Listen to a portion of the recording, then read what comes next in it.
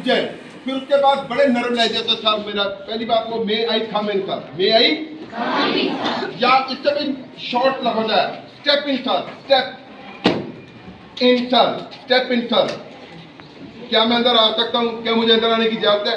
Step in sir, the modern word, step in sir, step in sir, sir नहीं, no sir, sir the correct word sir. ये sir कोई लफ्ज नहीं है।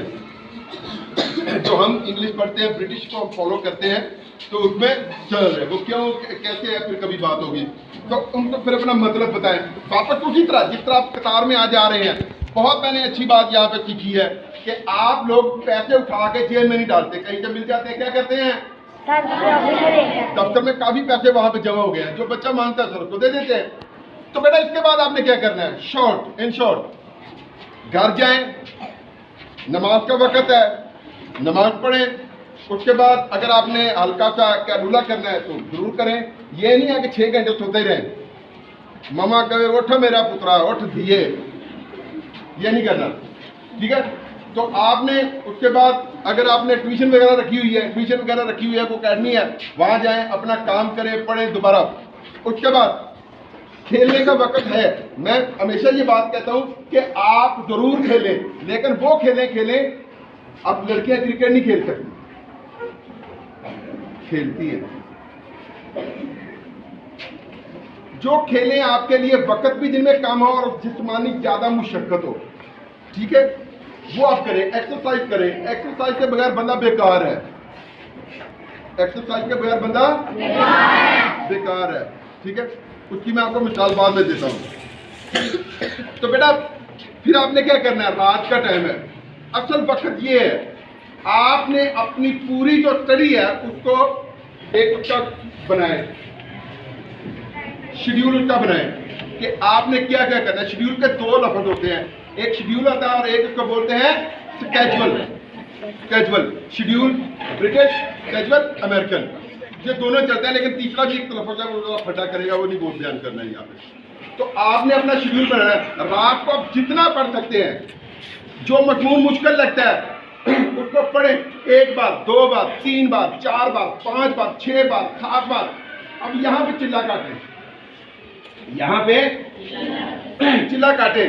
Form नहीं आ रही याद करें, गर्दाने नहीं आ रही याद करें, रियाजी के फॉर्मूले नहीं आ रहे याद करें, साइंस की कोई चीज नहीं आ रही याद करें। जितना आप बेटा मेहनत करेंगे आपको अल्लाह उतना ही नवाजेगा। इन्नल्लाह ला युगय्यिरु मा बिकौमिन हत्ता युगय्यिरु मा बिअनफुसिहिम। खुदा ने आज तक उस कौम की हालत को नहीं बदला जिसे आप अपनी हालत बदलने का एहसास पैदा नहीं होता। याद रखें, आपने अपनी हालत खुद बदलनी है। Change your mind, change your life, change your mind, change your life. मेहनत करें, एक एक पल अपने नजर में रखें, एक एक पल, एक एक लम्हा उसको जाया ना करें। टीवी की नजर ना करें, गेमों की नजर ना करें, पबजी की नजर ना करें। अगर कभी वक्त आए, तो फिर आपने क्या करना है? अगर इस मुल्क के लिए हमें जान भी देनी पड़े, अगर इस मुल्क के लिए हमें अपना तन मन धन सब कुछ कुर्बान भी करना पड़े, तो फिर आपने उस एहतसास हसन की तरह करना है। किसकी तरह? वो बच्चा जो माँ का इकलौता बेटा था, इकलौता बेटा था, ओनली वन सन, एक ही बेटा था। वो अपने स्कूल जा रहा है, देखता है कि बंदे ने कंबल लिया हुआ है। उस स्कूल में उस वक्त असेंबली हो रही थी, 1000 बच्चा वहां पे उस वक्त पढ़ रहा था। तो उसने देखा कि ये बंदा मशकूक है, इसकी हरकतें ठीक नहीं है। तो उसको कुछ लगा, तो उस बच्चे ने उसको आके जफ्फा डाल लिया। उसने वो जैकेट थी उसके अंदर खुदकश, उसने बटन दबाया, तो वो कौम का अजीम सपूत एहतसासन 2014 में एक वाकिल जहन्नम हुआ और एक हक का राही बना। तो उसने शहादत कबूल करते हुए 1000 बच्चा जो अंदर था, अगर वो अंदर चला जाता तो बहुत ज्यादा नुकसान होता। फिर उसको जो है वो पाकिस्तान का सबसे बड़ा इजाज़ दिया गया, दुनिया ने उसको द ब्रेव बॉय का खिताब दिया। तो बेटा उसका नाम था एहतसास। उस वक्त तो उसकी उम्र सिर्फ 14 या 15 साल थी। तो ये होते हैं मिसाली लोग जिनकी हम मिसालें देते हैं। मेरा एक शेर है कि जो मिसाल बनना चाहना है फिर किरदार भी मिसाली रख। जे मिसाल बनना चाहना है फिर किरदार भी मिसाली रख। लख हनेरे राह विच आवन, उम्मीद दे दीवे बाली रख। अल्लाह।